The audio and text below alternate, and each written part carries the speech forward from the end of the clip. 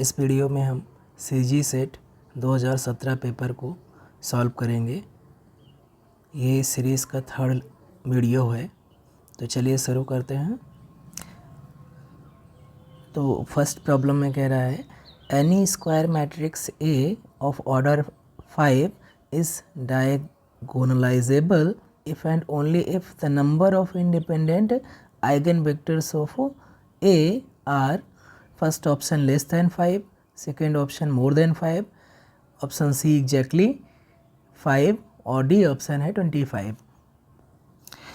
अगर हम कहें कि लैम्डा आइगन वैल्यू है ऑफ ए, तो यहाँ से क्या हो जाएगा, एक नॉन जीरो वेक्टर एग्जिस्ट करेगा कि such that A B equal to lambda times B हो जाएगा, जहाँ पर बी नॉन जीरो वेक्टर है। अब अगर ये बी, ऐसे बी वेक्टर को हम बोलते हैं आइगन वेक्टर्स। अब अगर v एक आइगन वेक्टर हमें मिल गया तो हम अल्फ़ा टाइम्स v अगर कंसीडर करें तो देखिए ये क्या होता है, अल्फ़ा v अगर यहाँ पर ऑपरेट करेंगे तो यहाँ पर अल्फ़ा बाहर आ जाएगा, कांस्टेंट है, स्केलर है, और ए बी हो जाएगा। और ए बी ऑलरेडी यहाँ लैम्डा टाइम्स v दिया हुआ है, तो ये हो जाएगा अल्फ़ा लैम्डा टाइम्स b, और इसे हम क्या कर सकते हैं, लैम्डा कॉमन ले ले तो अल्फ़ा v हो जाएगा। तो यहाँ पर हम देख रहे हैं कि अगेन ये वेक्टर जब हम a में ऑपरेट करते हैं तब भी लैम्डा टाइम्स अल्फ़ा v आ रहा है, वही वेक्टर आ रहा है, तो अल्फ़ा v भी अगेन एक आइगन वैल्यू हो जाएगा। अगर आपका v वेक्टर आइगन वैल्यू है तो scalar multiple of vector v again एक आइगन वेक्टर हो जाएगा। तो इससे क्या मिल रहा है कि अगर हमारे पास एक आइगन वेक्टर है तो उसका कोई भी स्केलर मल्टीपल आइगन वेक्टर होगा। लेकिन ट्रिवियली अगर आप इसको ऑब्जर्व करें कि b और अल्फ़ा टाइम्स v ये दोनों लीनियरली इंडिपेंडेंट नहीं है, तो आइगन वेक्टर्स काउंटिंग में बहुत सारे मिल सकते हैं, अनकाउंटेबली मैनी मिल सकते हैं, लेकिन जो मैक्सिमम नंबर है किसी भी मैट्रिक्स है, अगर वो n/n है तो उसके जो मैक्सिमम इंडिपेंडेंट आइगन वेक्टर्स होंगे वो n हो सकते हैं, और जब एग्जैक्टली n हो जाएंगे तब वो मैट्रिक्स डायगोनलाइजेबल हो जाती है। ये एक स्टैंडर्ड रिजल्ट है, तो हम इसी रिजल्ट को यूज़ करेंगे। यहाँ पर मैट्रिक्स जो दी है उसका ऑर्डर 5 है, यानी 5/5 की मैट्रिक्स है A, तो ये डायगोनलाइजेबल तभी होगी जब उसके जो इंडिपेंडेंट आइगन वेक्टर्स हैं वो एग्जैक्टली 5 के इक्वल हो जाएं। तो हमारा ऑप्शन सी यहाँ पर करेक्ट हो जाएगा। नेक्स्ट प्रॉब्लम में आते हैं। कह रहा है कि carefully read the following statements. Okay, तो फर्स्ट स्टेटमेंट है every super set of linearly dependent set is linearly dependent. तो जो ये फर्स्ट स्टेटमेंट है ए, ये करेक्ट होगा कि कोई अगर लीनियरली डिपेंडेंट सेट दिया है, अगर ए लीनियरली डिपेंडेंट सेट है और बी कोई भी सुपर सेट है ए का, तो बी अपने आप ही, अगर ये ए लीनियरली डिपेंडेंट है और बी सुपर सेट है तो ये अपने आप ही लीनियरली डिपेंडेंट सेट होगा। तो जो फर्स्ट स्टेटमेंट है यहाँ पर करेक्ट है। सेकेंड पे आते हैं, तो every subset of linearly dependent set is linearly dependent. तो ये जो स्टेटमेंट है ये इन जनरल ट्रू नहीं है।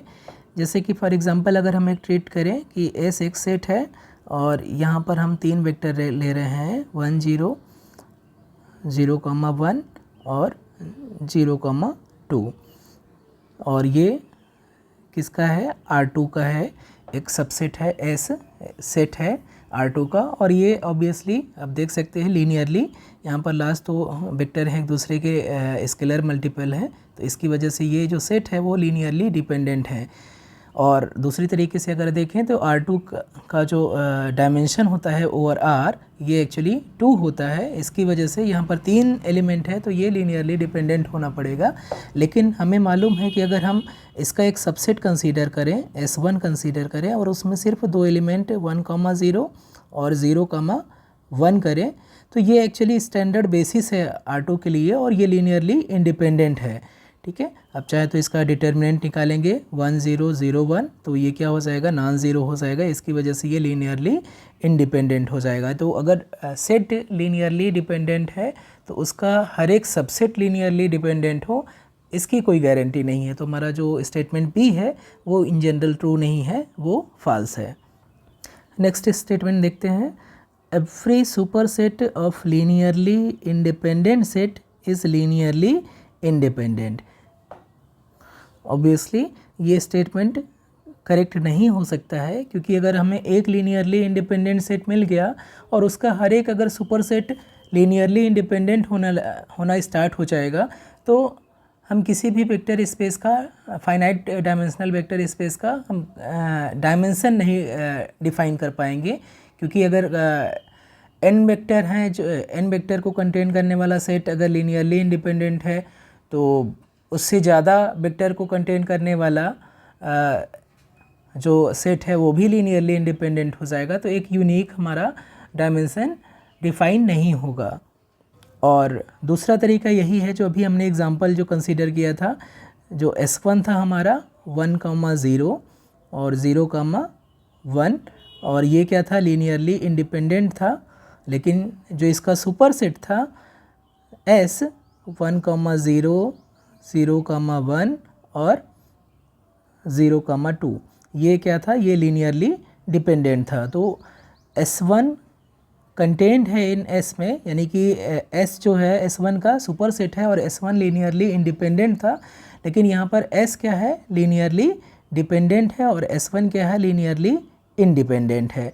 तो लीनियरली इंडिपेंडेंट सेट का कोई भी सुपर सेट लीनियरली इंडिपेंडेंट होगा, ये ऑलवेज ट्रू नहीं है। तो हमारा सी ऑप्शन भी फॉल्स स्टेटमेंट है। लास्ट स्टेटमेंट की तरफ जाते हैं, every subset of linearly independent set is linearly independent. यहाँ पर सबसेट की बात कर रहा है कि अगर कोई भी लीनियरली इंडिपेंडेंट सेट है तो उसका कोई भी सबसेट लेंगे तो वो भी लीनियरली इंडिपेंडेंट होगा क्या। तो यस, ये एक रिज़ल्ट है कि अगर कोई भी लीनियरली इंडिपेंडेंट सेट है तो उसका जो सबसेट होगा वो भी लीनियरली इंडिपेंडेंट हो जाएगा। तो ये स्टेटमेंट करेक्ट है। तो जो हमारा करेक्ट ऑप्शन हो जाएगा वो सी हो जाएगा। स्टेटमेंट ए और डी यहाँ पर करेक्ट है। नेक्स्ट क्वेश्चन में आते हैं, correct consider the following sets, B1 है, B2 है और B3 है। यहाँ पर B3 को ध्यान से देखने की ज़रूरत है, और B4 है। कह रहा है कि which of the above sets are not basis of the vector space B3R। इसमें अगर हम ध्यान से देखें तो यहाँ पर जो B3R दिया है इसका डायमेंशन 3 होगा R। ये जो 3 रिप्रेजेंट कर रहा है ये डायमेंशन को ही रिप्रेजेंट कर रहा है। तो इसका जो भी कोई भी अगर हम एलिमेंट लेंगे तो उसमें 3 टपल्स होंगे, x, y, z टाइप के एलिमेंट होंगे। तो एक्चुअली जो B3 दिया है ये B3R के एलिमेंट ही नहीं है, एक्चुअली B3 सबसेट है B2R का, 2 dimensional vector space over R का जो सबसेट है B3। इसलिए ये B3R के लिए तो कभी बेसिस बना ही नहीं सकता है, इसलिए B3 तो कभी बेसिस नहीं हो सकता है। अब हम अगर B4 में आए तो B4 एक्चुअली स्टैंडर्ड बेसिस है। ये E1, E2 और E3 है, ये स्टैंडर्ड बेसिस है। तो ये B4 B3R के लिए बेसिस बनाएगा, क्योंकि ये just example of standard basis है। और दूसरी तरीके से अब चाहें तो क्या कर सकते हैं, चूँकि B3R का जो डायमेंशन है वो 3 है और B4 में 3 एलिमेंट है, तो जस्ट आपको देखना है कि ये जो वेक्टर्स हैं वो लीनियरली इंडिपेंडेंट है कि नहीं। तो आप उसका जस्ट डिटर्मिनेंट निकालिए, और डिटर्मिनेंट निकालेंगे तो जस्ट आपको आइडेंटिटी मैट्रिक्स मिलेगी और इसका डिटर्मिनेंट आपको 1 मिल जाएगा, नॉन जीरो है, इसकी वजह से ये लीनियरली इंडिपेंडेंट हो जाएगा और B4 आपका बेसिस बनाना स्टार्ट कर देगा। अगेन अगर हम B2 को ध्यान से देखें तो जो B2 में वेक्टर्स दिए हैं, जो फर्स्ट वेक्टर है अगर हम इसमें 2 से मल्टीप्लाई कर दें तो हमें सेकेंड वेक्टर मिल जा रहा है। इसका मतलब ये जो फर्स्ट 2 वेक्टर दिए हैं यहाँ पर, ये एक्चुअली एक दूसरे के स्केलर मल्टीपल हैं। इसकी वजह से ये जो B2 वेक्टर है ये लीनियरली इंडिपेंडेंट नहीं हो सकता है, मीन्स ये लीनियरली डिपेंडेंट होगा और लीनियरली डिपेंड होने की वजह से ये बेसिस नहीं बनाएगा, तो ये B2 बेसिस नहीं हो सकता है। अब हम B1 पे आते हैं, तो B1 में भी 3 एलिमेंट हैं और अगर हमें ये चेक करना हो कि ये लीनियरली इंडिपेंडेंट है कि नहीं, तो हमें जस्ट डिटर्मिनेंट निकालना होगा 1 1 0 1 0 0। अगर आप देखें इसे तो सिंपली ट्रायंगुलर टाइप की मैट्रिक्स है और इसका अगर आप डिटर्मिनेंट कैलकुलेट करेंगे तो आपका आ जाएगा -1, और जो कि 0 के बराबर नहीं है। इसकी वजह से ये जो B1 सेट है ये लीनियरली इंडिपेंडेंट हो जाएगा, और चूँकि इसमें नंबर ऑफ एलिमेंट एग्जैक्टली 3 है जो कि इसके डायमेंशन के बराबर है, इसकी वजह से ये बेसिस B1 बनाएगा। तो हमारे पास जो B2 और B3 है वो बेसिस नहीं बना रहा है, तो जो हमारा करेक्ट ऑप्शन हो जाएगा B, कि जो B2 एंड B3 है वो एक्चुअली बेसिस नहीं है। हमें ऐसे सेट को फाइंड आउट करना था जो बेसिस एक्चुअली B3R के लिए नहीं बनाता है। तो B2 और B3 यहाँ पर बेसिस नहीं बनाएंगे और B1 और B4 एक्चुअली बेसिस हैं।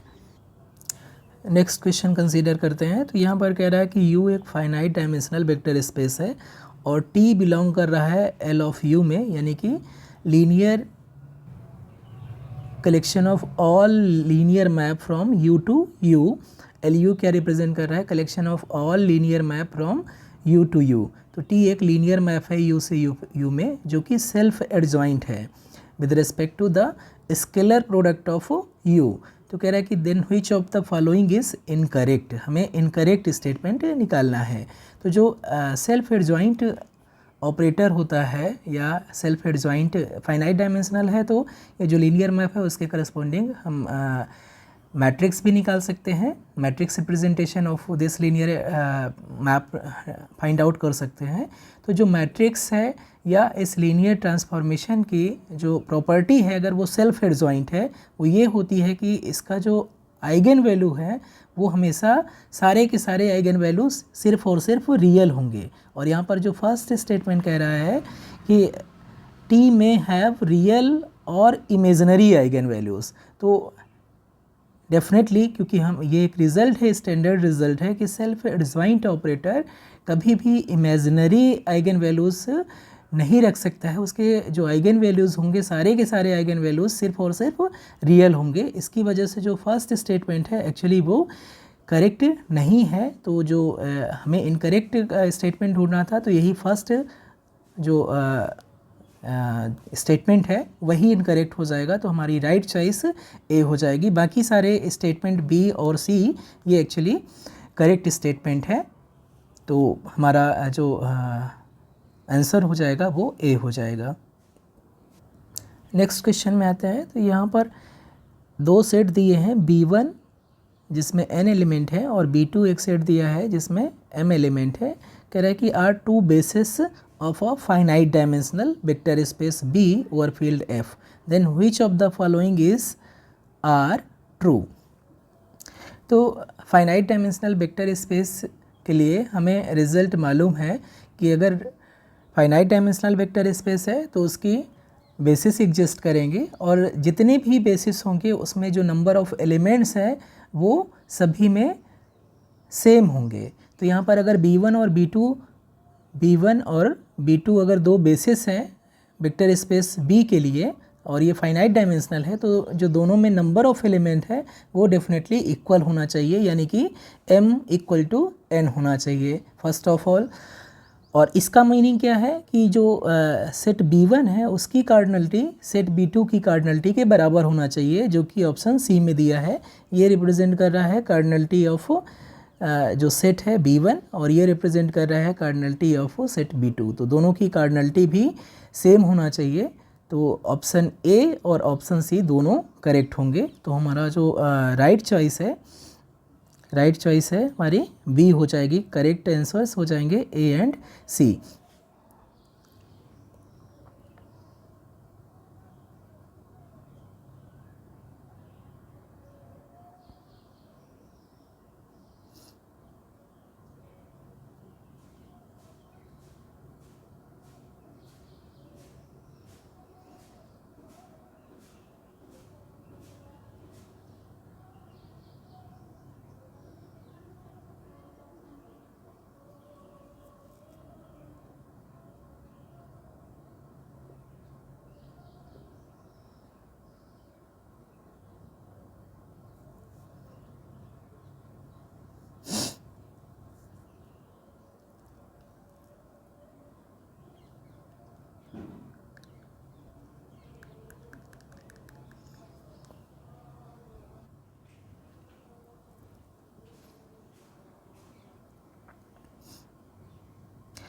यहाँ पर एक चीज़ और ध्यान देने की बात है कि हमें पता है कि अगर अल्फ़ा या कोई भी नंबर हो, मान लीजिए कि कोई भी स्केलर है, अगर a इक्वल टू बी है तो हम ये कह सकते हैं this implies a less than equal to B, लेकिन इसका कन्वर्स ट्रू नहीं है।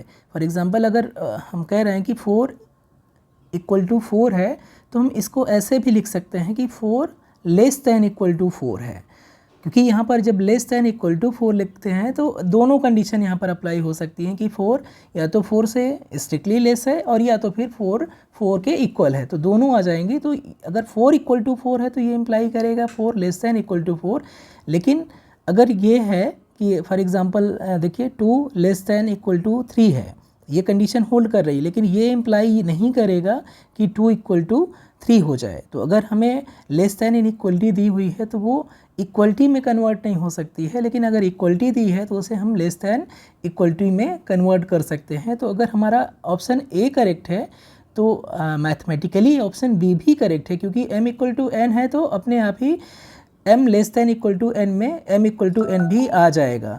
तो अगर देखा जाए तो हमारा जो ऑप्शन ए एंड बी ये भी ट्रू है, लेकिन यहाँ पर इसलिए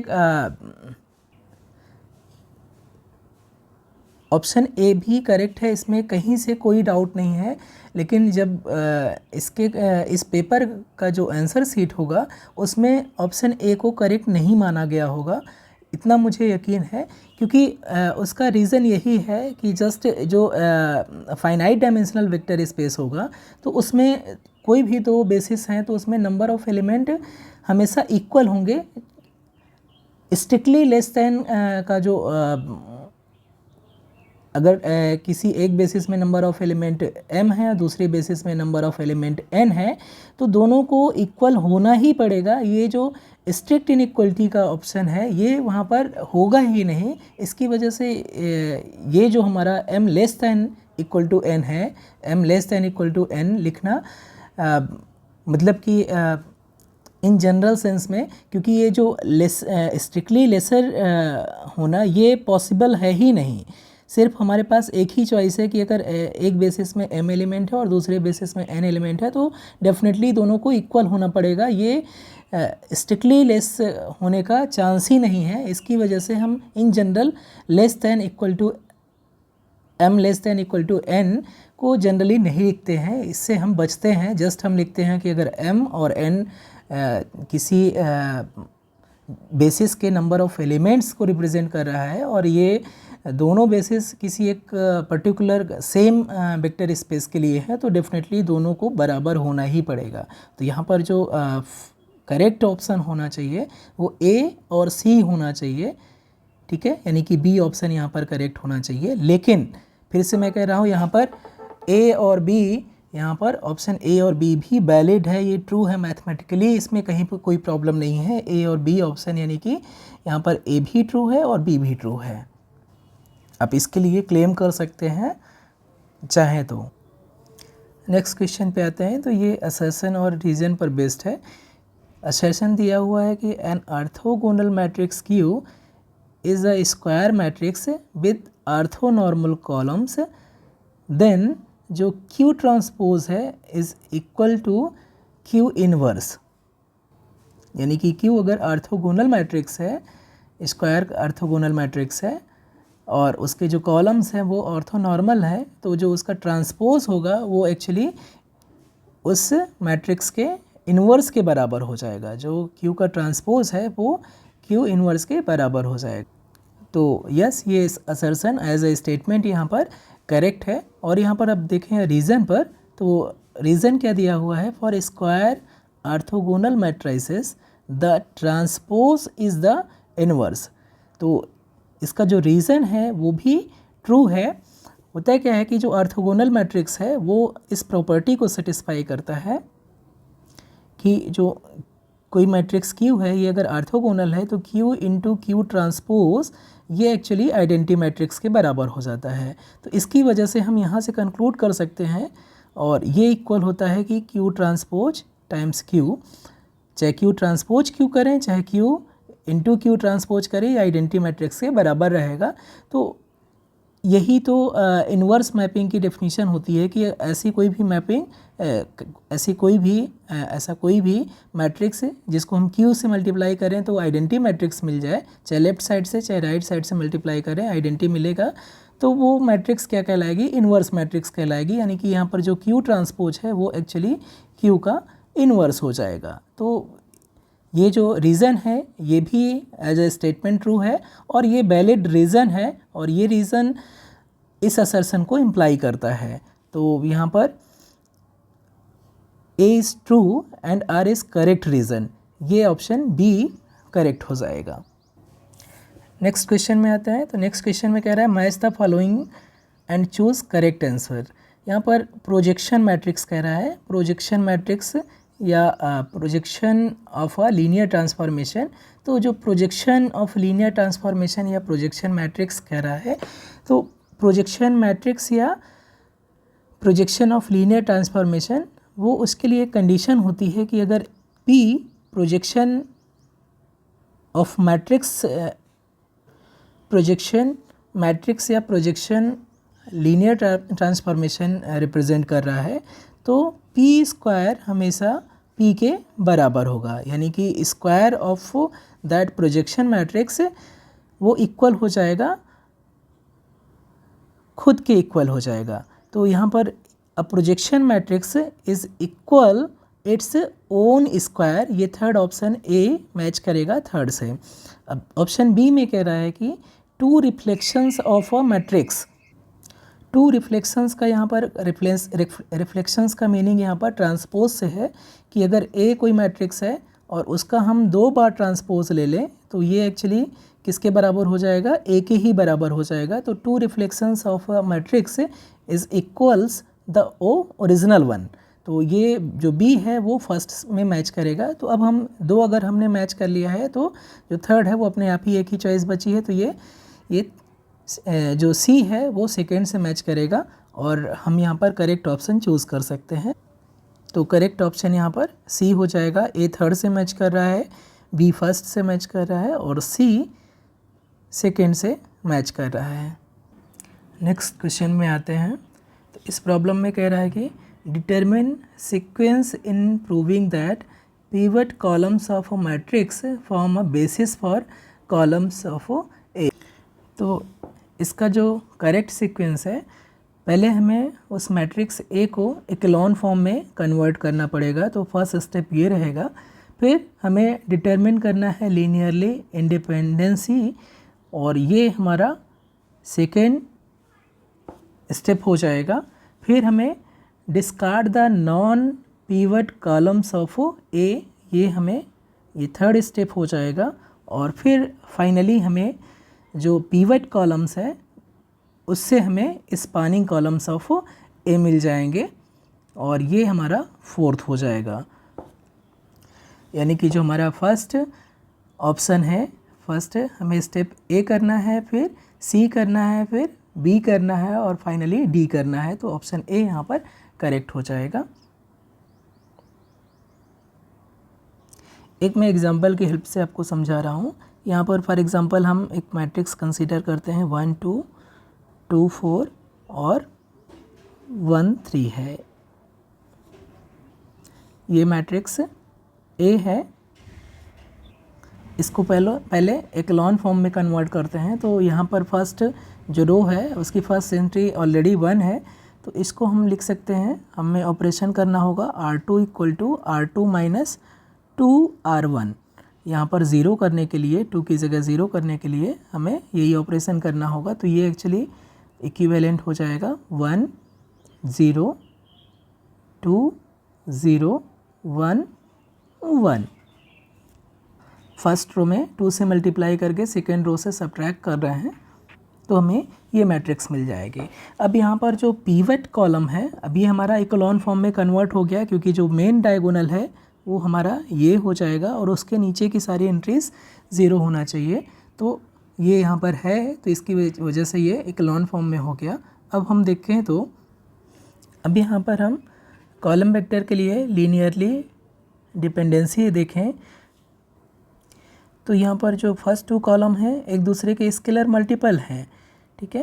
तो ये लीनियरली इंडिपेंडेंट नहीं होंगे, लेकिन ये फर्स्ट कॉलम और ये थर्ड कॉलम ये लीनियरली इंडिपेंडेंट है ईच अदर। तो फर्स्ट कॉलम और जो लास्ट कॉलम है थर्ड कॉलम वही लीनियरली इंडिपेंडेंट कॉलम है। अब यहाँ पर पीवट जो कॉलम है, पीवट कॉलम भी अगर हम देखें तो पीवट कॉलम फर्स्ट रो में हम देख रहे हैं कि जो 1 एंट्री आई है ये यहाँ पर फर्स्ट कॉलम में है, और जो सेकेंड रो में जो 1 की एंट्री आई है ये यहाँ पर है, और ये किसके करस्पॉन्डिंग है, ये किस कॉलम में आ रहा है, थर्ड कॉलम में आ रहा है। तो यही दोनों एक्चुअली पीवट कॉलम हो जाएंगे, और ये जो सेकेंड कॉलम है वो नॉन पीवट कॉलम हो जाएगा। तो थर्ड जो हमारा स्टेप है कि जो नॉन पीवट कॉलम है उसको हम डिलीट कर दें। तो non pivot column second column हो गया तो वो हमने डिलीट कर दिया, तो फर्स्ट और थर्ड कॉलम हो गया वो हमारा पीवट कॉलम हो गया। अब हम ओरिजिनल मैट्रिक्स में आते हैं। तो ओरिजिनल मैट्रिक्स में जो सेकेंड कॉलम है वो नॉन पीवट कॉलम था, इसकी वजह से उसको हमने एलिमिनेट कर दिया, उसको हम स्किप कर देंगे। तो जो फर्स्ट और थर्ड कॉलम है वही एक्चुअली बेसिस बनाएंगे इस कॉलम स्पेस के लिए।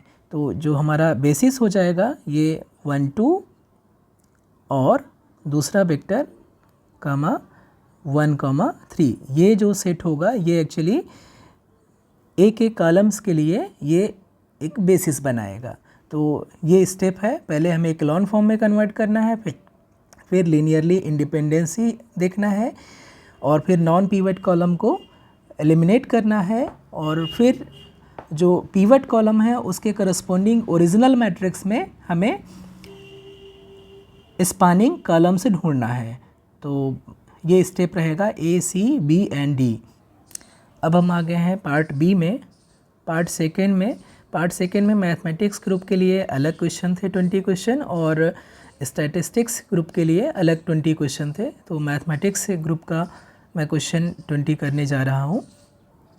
तो फर्स्ट क्वेश्चन में यहाँ पर फंक्शन दिए हुए हैं, 4 फंक्शन दिए हैं, u(x, y) अलग अलग तरीके से यहाँ पर डिफाइन है। हमें इसमें इनमें से करेक्ट आंसर ढूंढना है। यहाँ पर हार्मोनिक फंक्शन की बात कर रहा है सभी में कि कौन कौन से फंक्शन यहाँ पर हार्मोनिक हैं। तो हार्मोनिक फंक्शन क्या होते हैं, 2 वेरिएबल फंक्शन,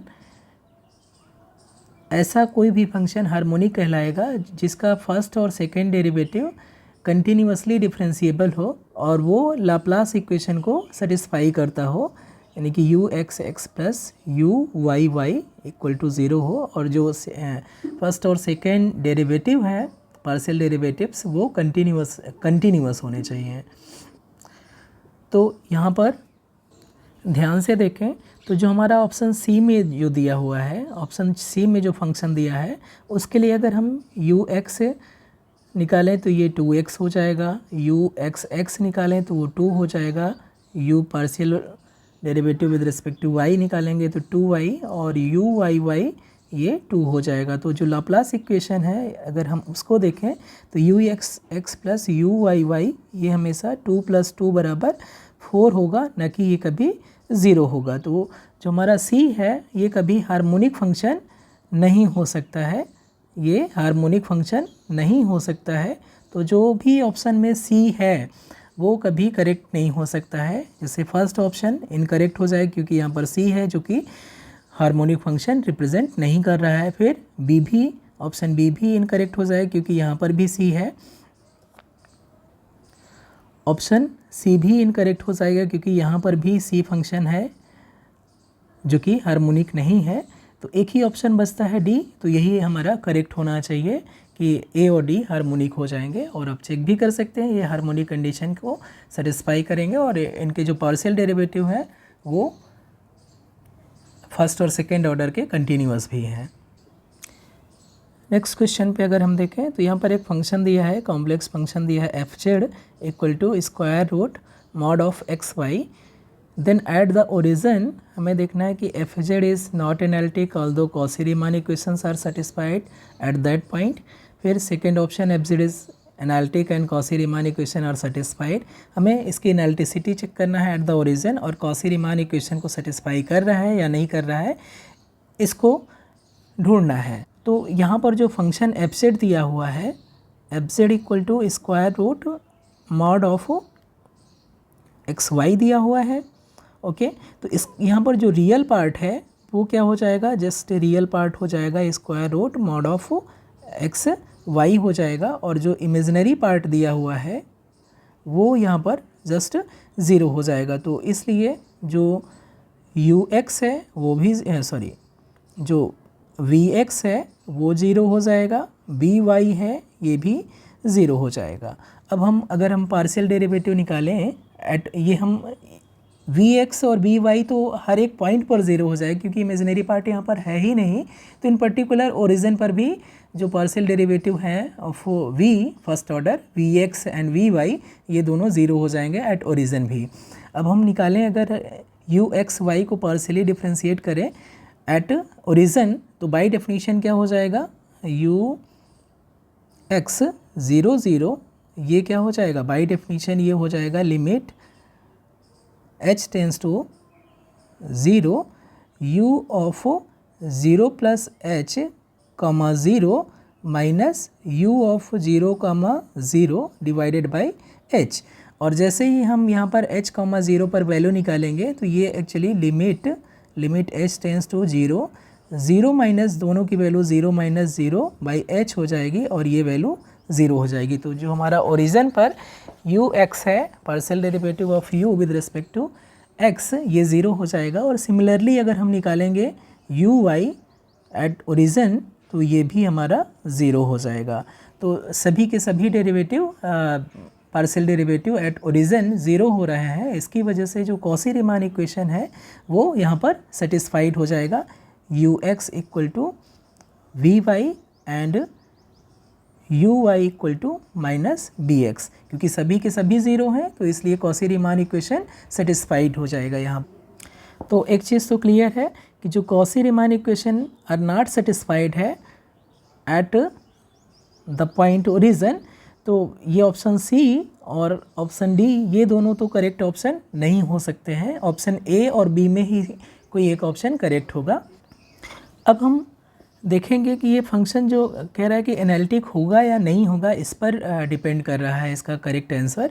तो एनालिटिसिटी चेक करने के लिए एटलीस्ट जिस पॉइंट पर हमें एनालिटिक चेक करना है फंक्शन, उस पॉइंट पर डिफरेंशिएबल तो होना चाहिए। इनफैक्ट एनालिटिक होने के लिए उसके नेबरहुड, एक हमें नेबरहुड मिले जिसके हर एक पॉइंट पर फंक्शन को डिफरेंशिएबल होना पड़ेगा।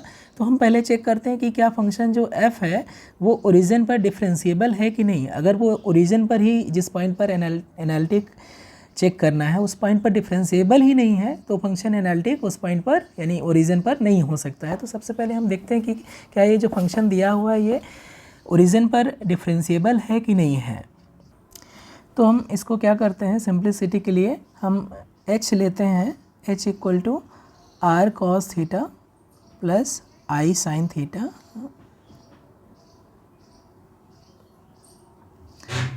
यानी कि r e to the power i theta ले रहे हैं। यहाँ पर h टेंस टू 0 के लिए हम क्या कर रहे हैं, r टेंस टू 0 कर रहे हैं। अब हम डेफिनेशन का यूज़ करेंगे कि जो डेरिवेटिव है एट ओरिजिन वो क्या हो जाएगा, वो limit of h tends to 0 हो जाएगा, f of h minus f of 0 divided by h। और इसकी अगर हम वैल्यू सब्स्टिट्यूट करें तो